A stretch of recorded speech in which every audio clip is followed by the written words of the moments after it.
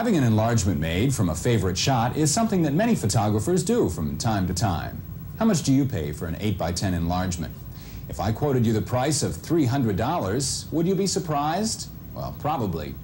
I'm at Berkey K+L Custom Services in New York City, and many professional photographers are only too happy to pay that kind of money for something called a dye transfer print. I guess you could consider the dye transfer as the Rolls-Royce of enlargements, and even if you're not a professional, you might have a shot you love so much that someday you might decide to go the dye transfer route. I've asked Bill Reyman of K+L to explain a little bit to us about that sophisticated process called dye transfer.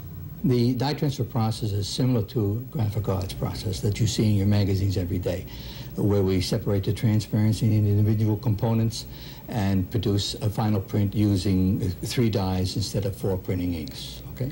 Our plates are film, while their plates are metal. And we transfer 1 color at a time, with the controls being applied every step along the way for density, color balance, saturation. Here's how a dye transfer print begins.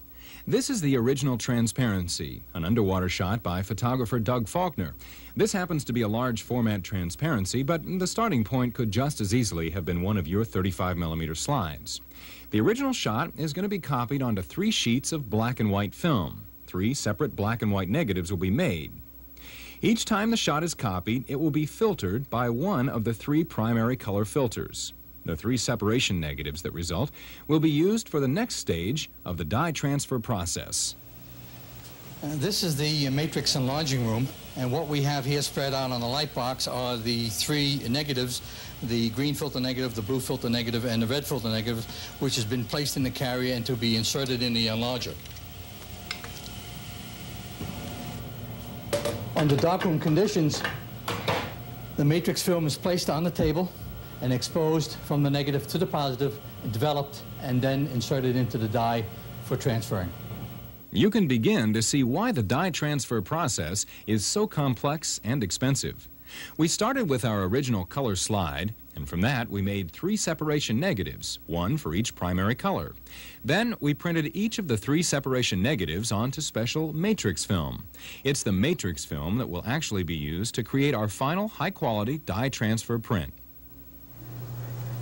The matrix films are placed into rocking trays that contain the dyes, and the dyes gradually soak into the films.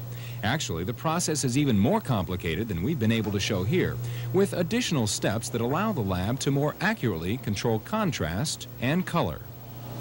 Charlie Muchnick, our dye transfer supervisor, is in the process of taking the cyan matrix and removing it from the bath, draining it, and inserting it into the first rinse, where the controls will be placed that will affect saturation, color quality, and contrast.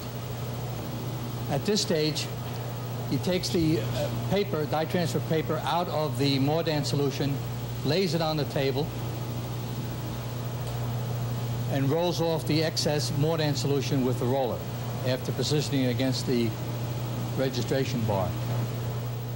Dye transfer prints, obviously, are not for everyone, and even the people who produce dye transfer prints will tell you that the standard photographic enlargements that are made by Eastman Kodak or your local lab can be very close in quality to a dye transfer print.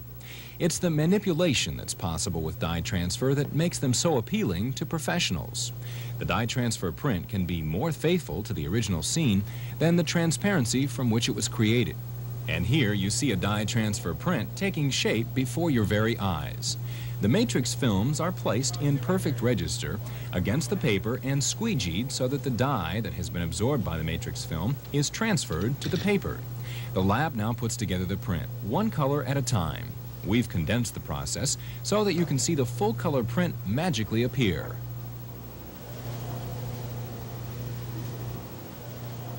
The dye transfer greatest advantage is the mechanical advantages, the retouching, which can be done with bleaches and dyes as opposed to working with pigments on the other print products, and also the degree of accuracy that you can exercise in coming up with the proper color balance.